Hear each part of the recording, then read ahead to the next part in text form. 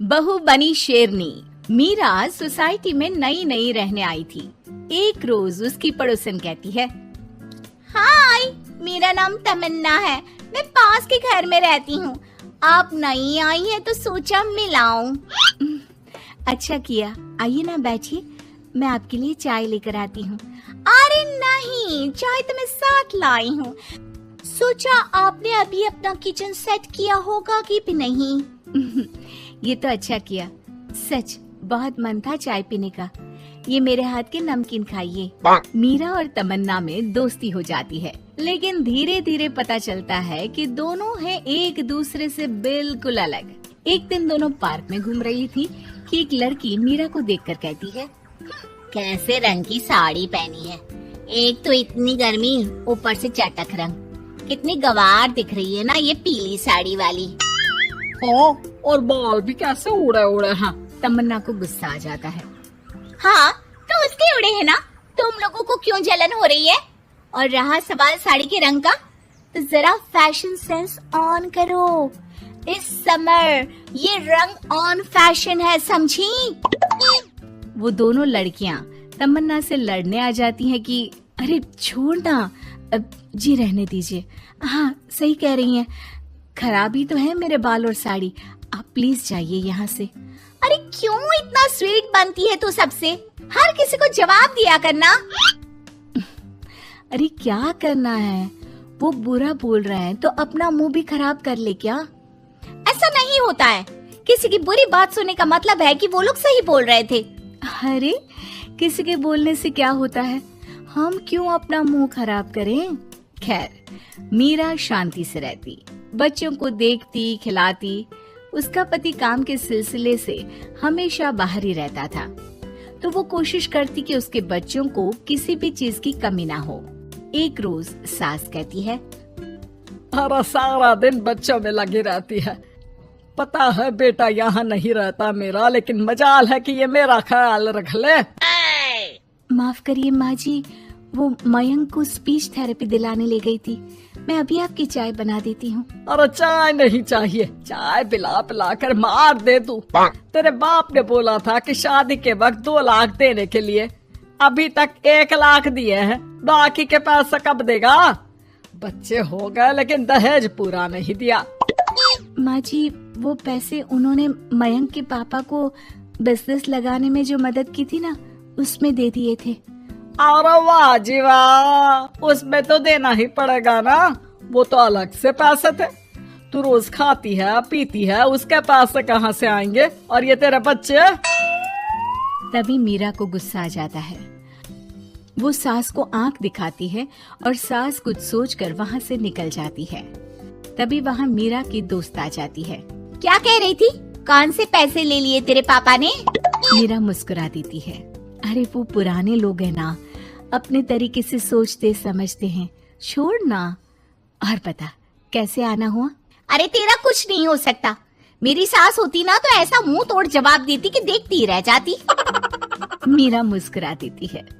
मीरा सारा दिन घर का काम करती, शाम को तमन्ना के साथ अपने बच्चों को लेकर पार्क में जाती, जहाँ दोनों के बच्चे मिलजुल कर खेलते।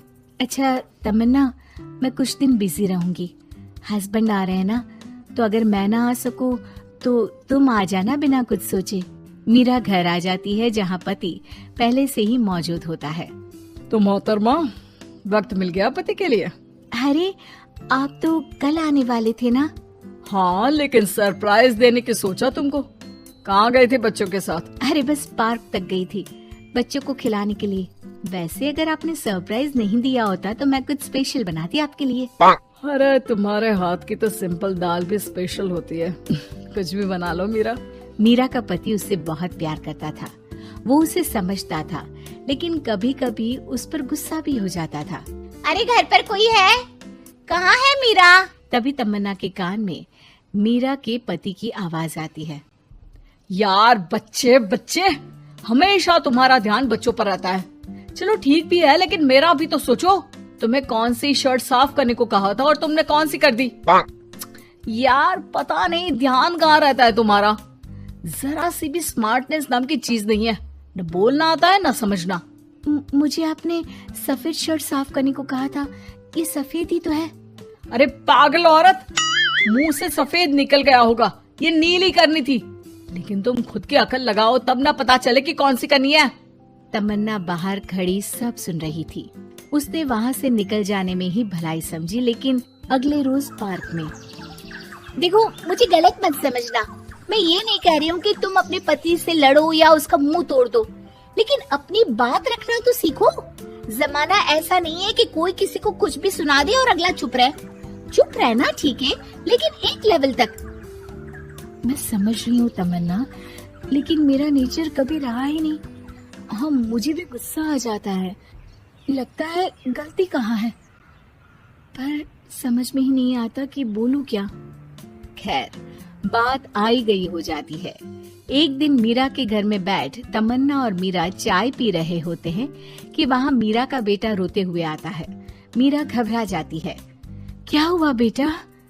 बेटे का रो रो कर बुरा हाल होता है, वो सिसकियां भर रहा होता है।